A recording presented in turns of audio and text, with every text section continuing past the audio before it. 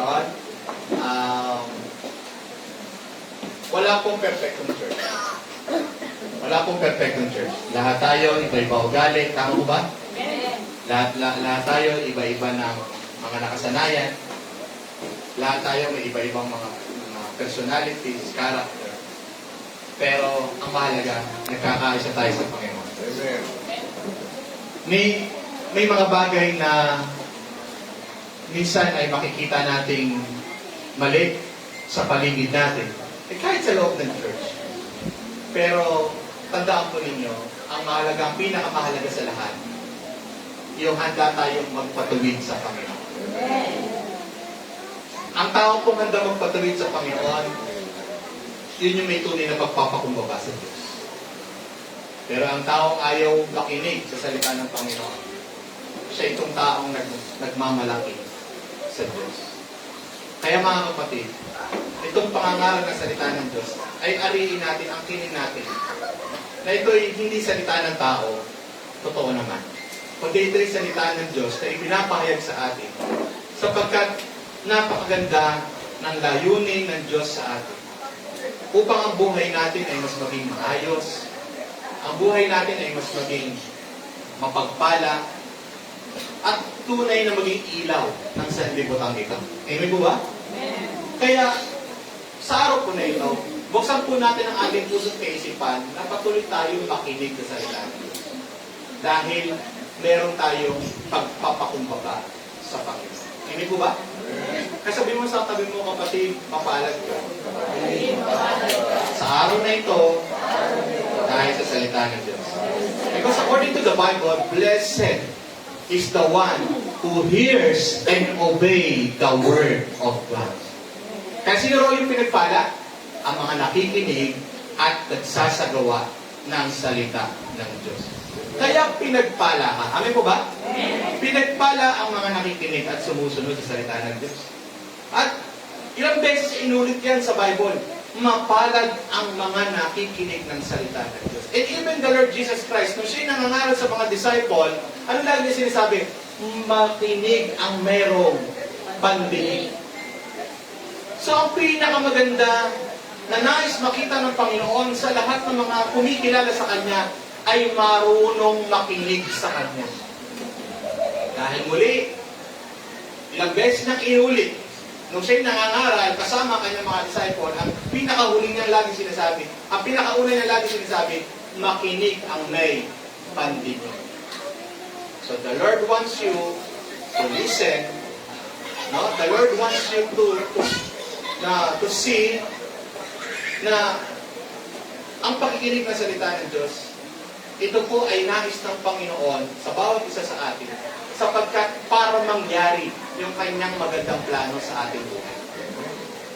Kasi dinalagay niya po tayo sa direksyon patungo sa kanyang kalooban, pero hindi mangyayari yun kung hindi natin mapakikinggan ang gabay ng Panginoon mula sa kanyang mga salita. Kaya mahalaga po ang pakikinig sa Diyos. Hindi po ba? So, sa araw po nito, ang mensahe ng Panginoon ay pinamagatang the God of all comfort. Meron tayong pong Diyos ng kaaliwan. Amen po ba doon? Diyos ng kaaliwan, hindi niya sinasabi na ang Diyos ang nagbibigay kaaliwan, kundi siya mismo ang kaaliwan. At sa araw na ito, mauunawaan po natin kung bakit ang mga Kristiyano laging matatag, kung bakit ang mga Kristiyano laging malakas, dahil merong katotohanan na merong isang katotohanan na ating kinikilala na meron tayong Diyos ng kaaliwan. Amin po ba? Kaya tayo po'y bumikit at manalangin. Ama namin Diyos, kami po ay lumalapit sa iyo ngayon na may pagpapakumbaba. Ikaw ang aming Father of Mercy and a Father of Comfort. Alam mo lahat ng bagay, Panginoon. Anumang sitwasyon, anumang kalagayan, anumang pangangailangan, walang bagay na hindi mo nalalaman. Panginoon, dalangin po namin sa oras po ito. Ihanda niyo po ang aming puso.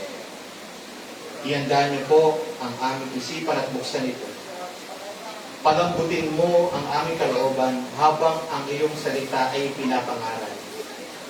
Nawa po, maranasan po namin, O Diyos, na kami po ay samahan ng iyong Banal na Espiritu sa aming pakikinig upang buksan ang aming mga puso at ayusin ang aming kaisipan sa pagtanggap ng iyong salita. Hindi lamang kaalaman nawa ang aming tanggapin sa araw na ito, kundi tunay na kaaliwan at kalakas. Aming Panginoon Diyos, kumilos nawa po ang iyong presensya, ay yung Banal na Espiritu sa aming kalagitnaan. Ipahayag mo si Kristo sa aming mga puso. Patuloy siyang ma-reveal sa aming mga puso habang patuloy kaming lumalalim sa iyong salita. Pasigit kaming magkaroon ng pagkilala sa Panginoong Jesucristo na aming Panginoon. Panginoon Diyos, salamat po sa mensahe ngayon na magbibigay sa amin ng kaaliwan dahil mayroong Diyos na tunay na nagmamalasakit sa aming buhay. Kaya, buksan mo po ang aming buhay sa mga salita na aming matatanggap sa araw po nito. Sa iyo ang lahat ang papuring pasalamat. Ito po ang aming dalangin sa pangalan ni Jesus. Amen. Palawakan po natin ang Panginoon. Praise God. The God of all comfort. Sino po ang nagsulat ito? Ng Ikalawang Korinto, chapter 1, verse 3 to 4. It was authored by Pablo, Apostle Paul. During that time, si Apostle Paul is full of suffering. During that time, si Apostle Paul is full of hardship. And kung makita po natin, sa kabila ng kanyang suffering, sa kabila ng kanyang hardship, ano po yung una niyang parang introduction sa mga taga-Korinto? Praise be to the God. Praise be to God. Pakita po ninyo ang isang tunay na kumikilala sa Panginoon. Ano mang pinagdadaanan niya, punong-puno pa rin ang pagpupurihan sa Diyos. Amen ba? Nakikita po ninyo yung karakter ng isang taong tunay na nakakilala sa Panginoon na may pananampalataya. Ano mang sufferings niya, ano mang hardship niya, punong-puno yan ng pagpupuri sa Diyos. Because despite of hardship, despite of sufferings na pinagdadaan ni Pablo during that time, ang kanyang panimula sa mga taga-Korinto, ang sabi niya, praise be to God. Hello? So, ibig sabihin ito mga kapatid, ano mang kalagayan mo, ano mang sitwasyon mo, ano mang pangangailangan na meron ka, regardless kung ang sitwasyon mo ay maganda, mabuti, regardless kung ang kalagayan mo ay maganda, mabuti, regardless kung pangangailangan mo ay maganda, ay mabuti, praise be to God. Amen po ba? Praise be to God. We all experience affliction, trouble. Kahit mga believers are not free from trouble. Lahat tayo ay dumadaan sa iba't ibang mga pinagdadaanan ng buhay. Lahat tayo ay dumadaan sa iba't ibang mga hamon ng buhay. Kasi sa araw-araw, habang ang mundong ito ay sira, corrupted na. So, ibig sabihin, habang tayo nasa mundong ito, asahan po natin, walang perfecto sa mundong ito. Kaya sinasabi ni Lord, hindi ito ang tunay nating tahanan, sapagkat sa mundong ito ay puno ng kaguluhan. Why? Because in this world is full of sin. At ang kabayaran ng kasalanan ay kaguluhan, kamatayan. Kaya dahil sa kasalanan ito na pumasok sa sandaigdigan, sa sanlibutan, wala na po tayong mararanasan pang perfection sa mundo ito. Dahil this world is corrupted by sin and evil. Amen po ba? Amen. Kaya asahan mo, sa mundo ito, puno ng kaguluhan, puno ng paghihirap, puno ng pasakit. Kaya sabi ng Panginoon, hindi ito ang tunay ninyo tahanan. Pero, dahil hindi pa panahon na marating natin yung tahanang ihanda ng Panginoon sa atin, asahan natin na habang tayo nasa mundong ito, haharap tayo sa iba't ibang mga pagsubok ng buhay. At dapat po maliwanag sa iyo yun. Ibig ko ba? Hindi tayo yung mga Kristiyano na nagsasabi sa Panginoon, Panginoon, bakit nananampalataya naman ako? Ba't kailangan ko pagdaanan ito? Mga kapatid, kung ikaw ay malalim sa Panginoon, hindi na bago sa iyo ang pagsubok. Hello? Amen. May kasa po ba ako? Kapag ikaw ay malalim sa Panginoon, hindi na bago sa iyo ang pagsubok. Pero dahil ikay malalim na sa Panginoon, pagsubok ka na dumating, ang tunay na malalim sa Panginoon, handa niya, alam niya kung paano niya harapin ang bawat sitwasyon ng may pananampalataya. Kaya kung ikaw ay malalim sa Diyos, hindi na bago sa iyong pagsubok. Pero ang question nun, kung paano mo hinaharap ang lahat ng ito ng may buong pananampalataya. Tama po ba? Yun yung mahalaga. Kasi hindi po tayo excuse sa mga afflictions or troubles in this world. But we have something the world does not have. Ano yung meron tayo? We have the Father of compassion and the God of all comfort. Meron tayong Ama na punong-puno ng malasakit at habag.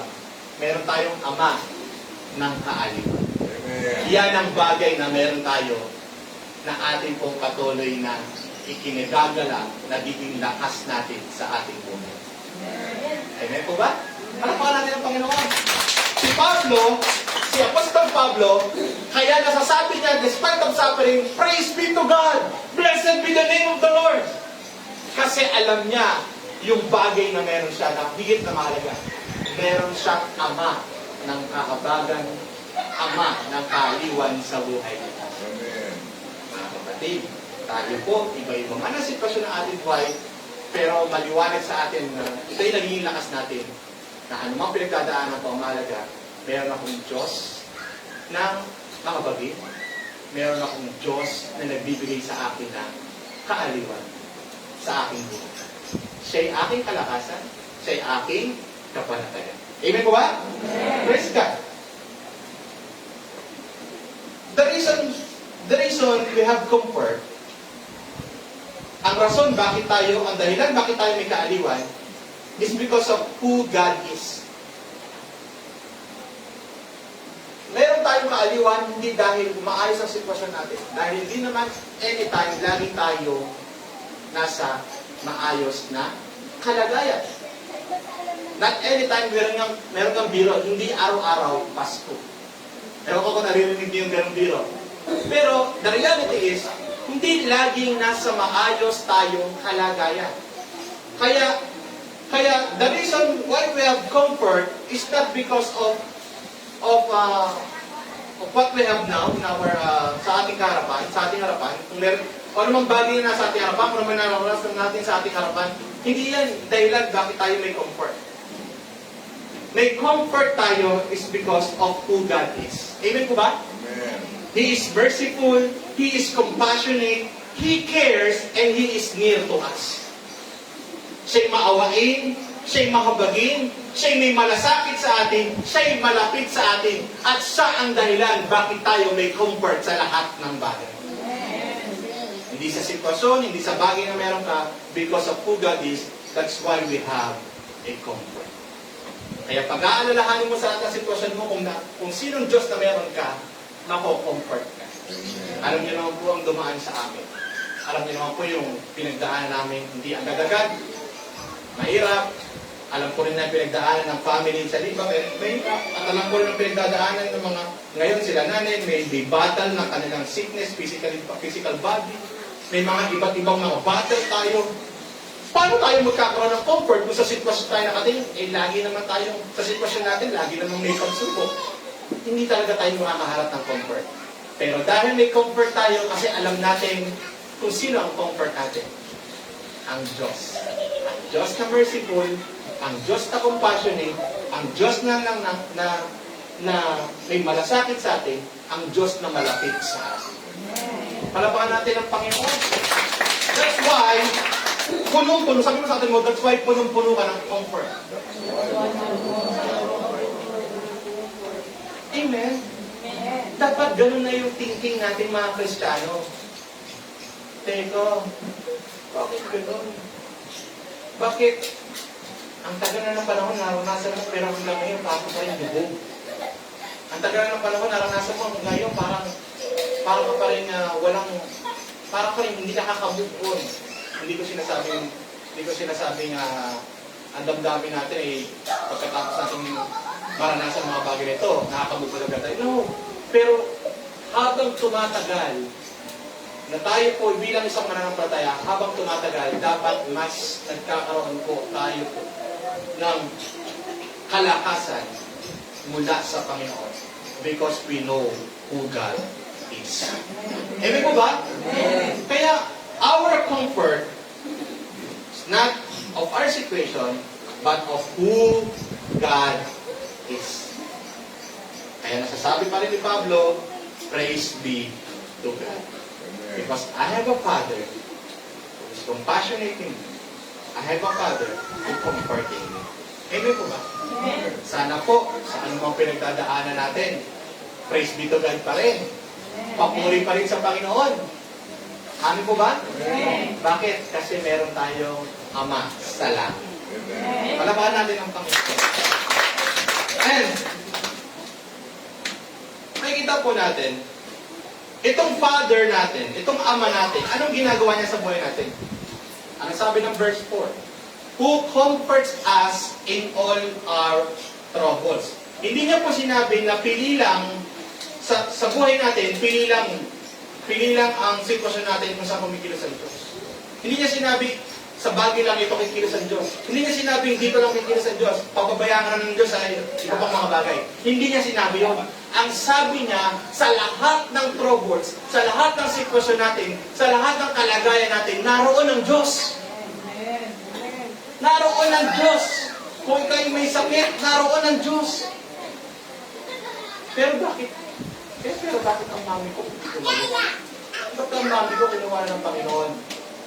Will not question the Lord. Why? Because I believe nandoon pa rin ang Diyos. Bakit po?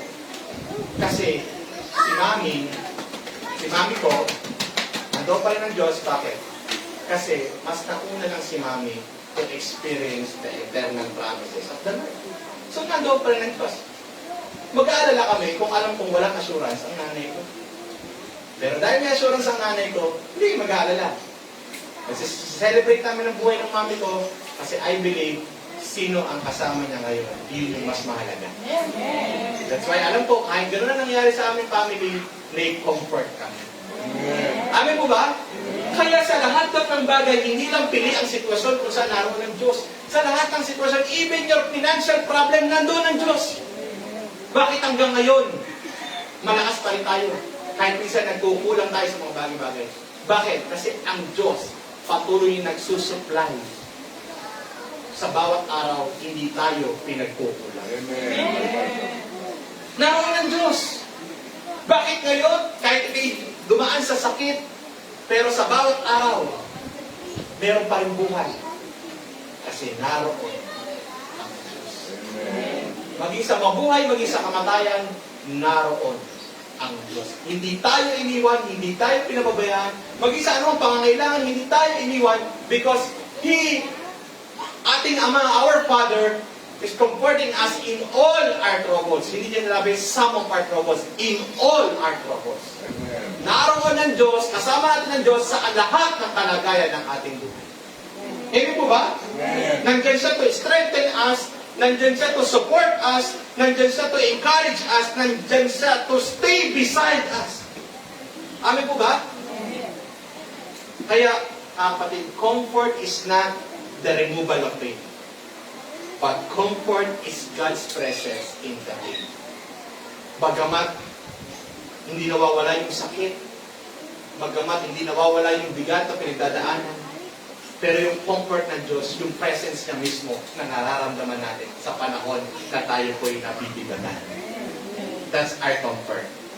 Comfort is not the removal of pain. Dahil habang nabubuhay ka, sabi ko nga kanina, nasa mundo tayo na corrupted na, magulo na dahil puno ng kasalanan. Kaya lahat ng paghihirap o sakit, mararanasan natin sa mundong ito na hindi perfecto.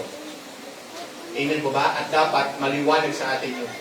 Hindi na bago yun sa atin na may pagdadaanan tayo sa mundong ito.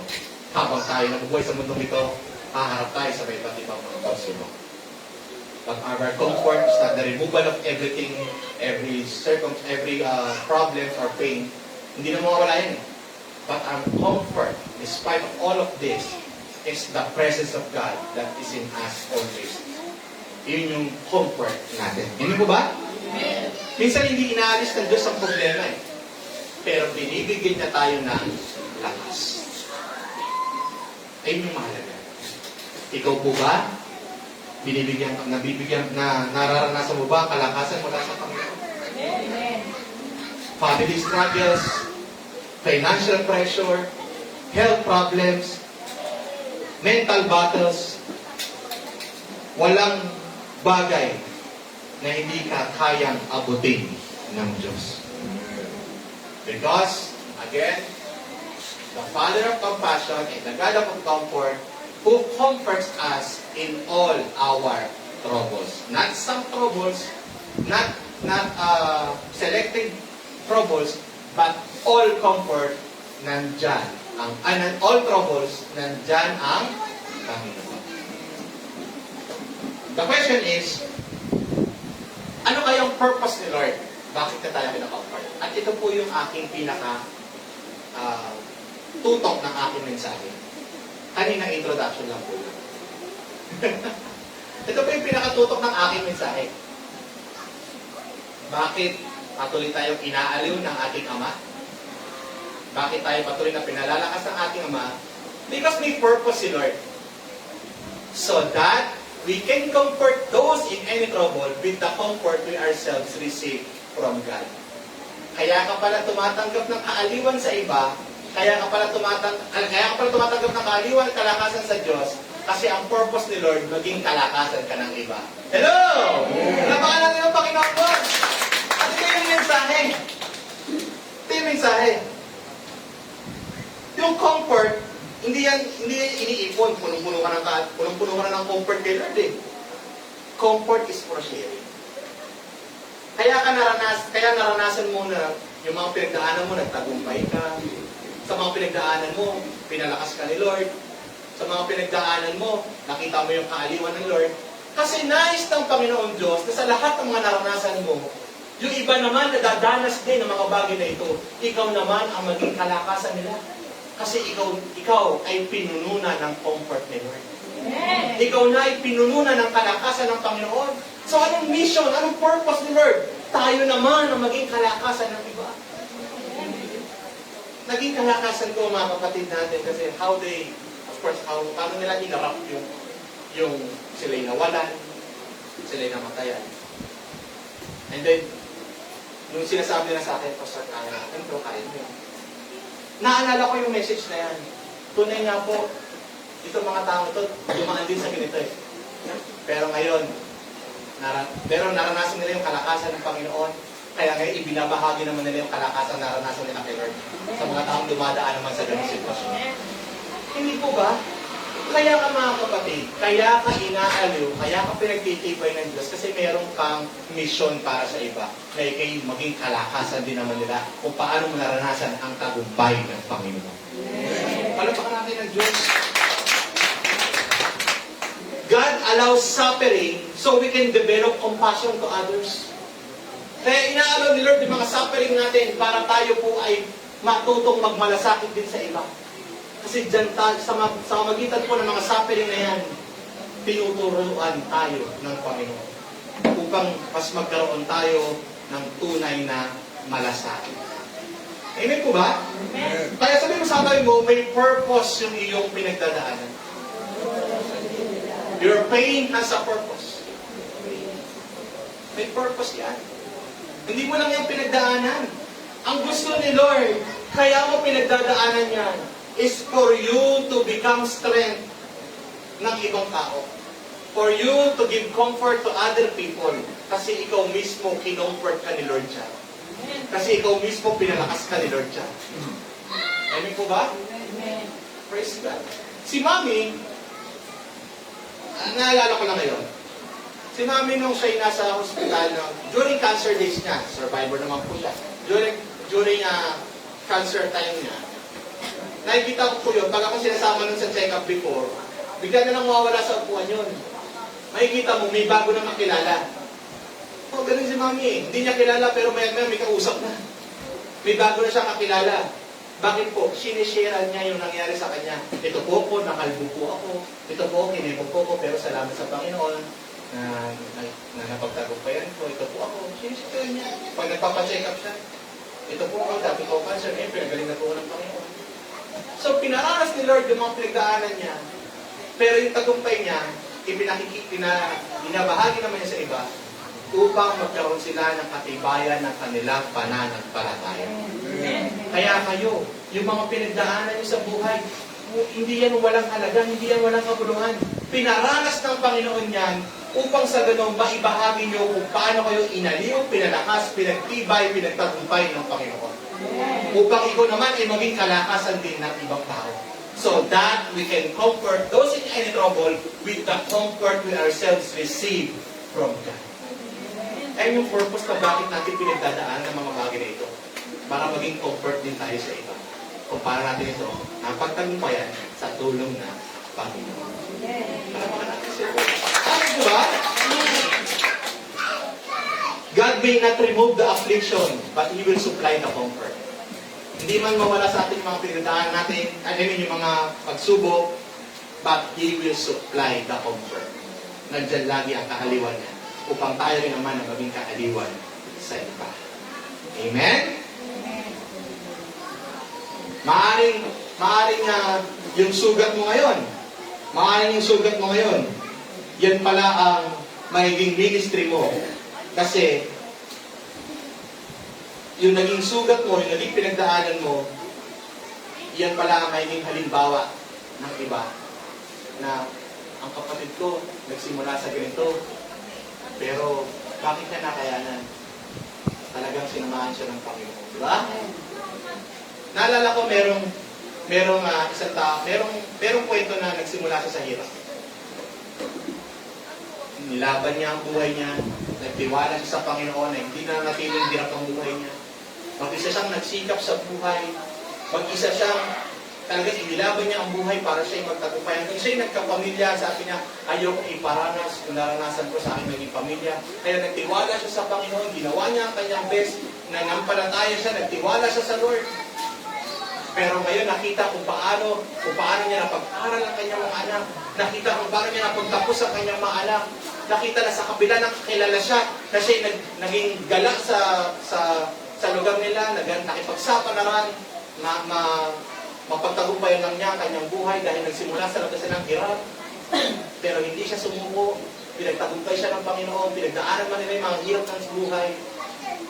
At nakita ng mga tao, kapatid, ngayon, na-successful ka na. Mababahagi mo ngayon, kapatid, hindi ito dahil sa akin. Hindi ako nag-give up sa buhay.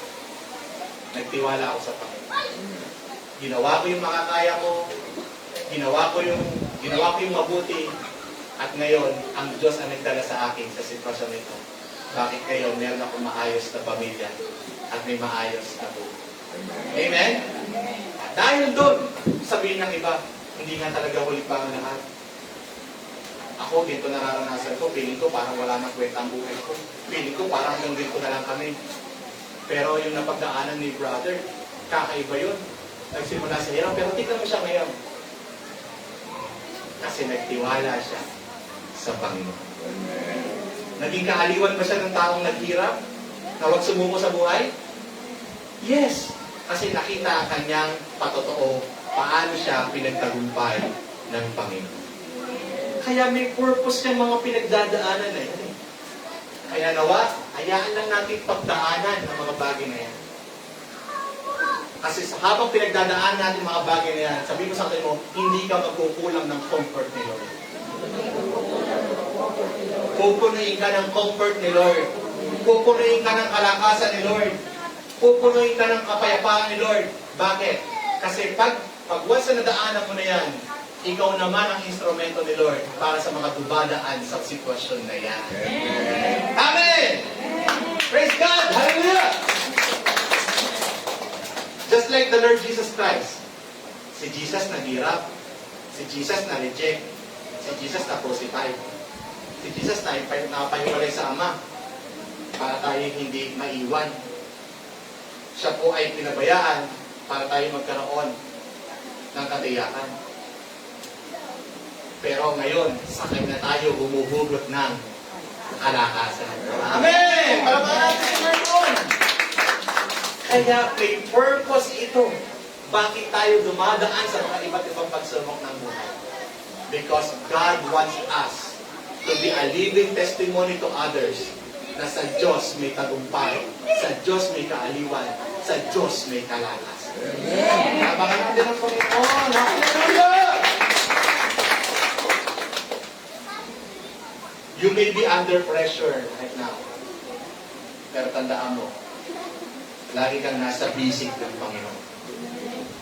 Because He is the God of all comfort. He may not calm the storm immediately. Hindi man niya agad-agad paalmahin ang mga bagyo, unos. But He will calm your heart. Ano ba? Dumadaan man tayo sa iba't ibang unos.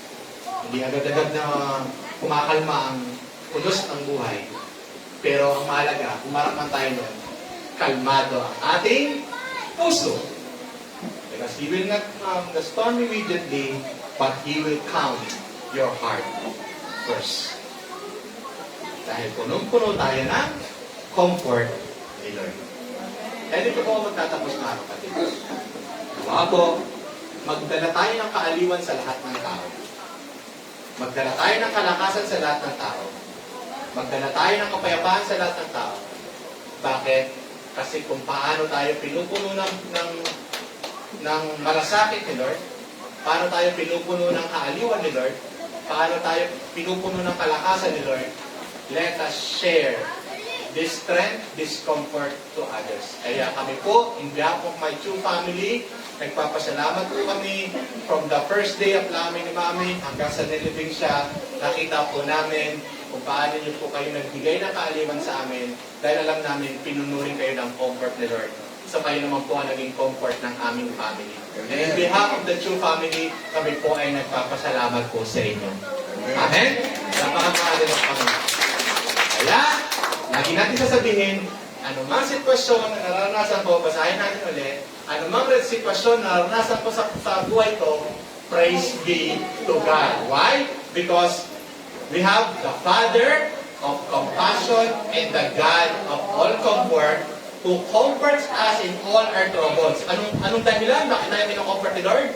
So that we can comfort those in any trouble with the comfort we ourselves receive from God. Para tayo naman ang mag-comfort sa iba. Amen. Amen? In the name of the Father, and of the Son, and of the Holy Spirit. Amen. Palapakan po natin ang Panginoon. Tayo po yung manalangin. Ama namin tapat, maraming salamat sa inyong salita. Salamat po. Salamat sapagkat Ikaw ang Diyos ng lahat ng kaaliwan. Kung may mga pusong mabigat ngayon, yakapin niyo po sila ng iyong presensya. Yakapin niyo sila, Panginoon. Sa bisig mo, Panginoon Diyos, nais namin maramdaman ang aming mga sarili. Kung may suta na puso, pagalingin mo sila ng iyong awa. Kung may mga pagod na isip, may mga pagod na damdamin, kung may mga pagod na katawan, palasin mo sila ng iyong kapangyarihan. Panginoon, hiling po namin na kami po inyong tulungan. Huwag namin sayangin yung mga pinagdaanan namin tagumpay. Huwag namin sayangin yung mga pinagdaanan namin.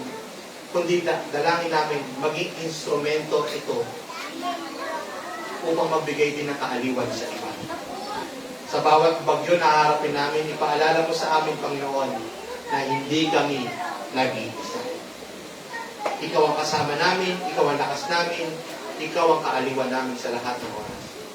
Ibinabalik namin, Panginoon, sa iyo ang lahat ng papuri, ang lahat ng pagsamba, lahat ng pasalamat. Salamat po. Dahil whatever happened, whatever situation, praise be to you. And we honor you, we acknowledge you that you are our Father in heaven, who is compassionate, merciful in us, and always comforting us, Lord, in every trouble. Thank you, Lord. Thank you, Lord, for your word. Kaya naman, patuloy mong gamitin ang aming buhay upang maghatala ng kalakasan at ilaw sa mga tao. Ito ang mapapurihan sa lahat ng oras sa pangalan ng Panginoon sa Kristo. Amen and amen. God bless po.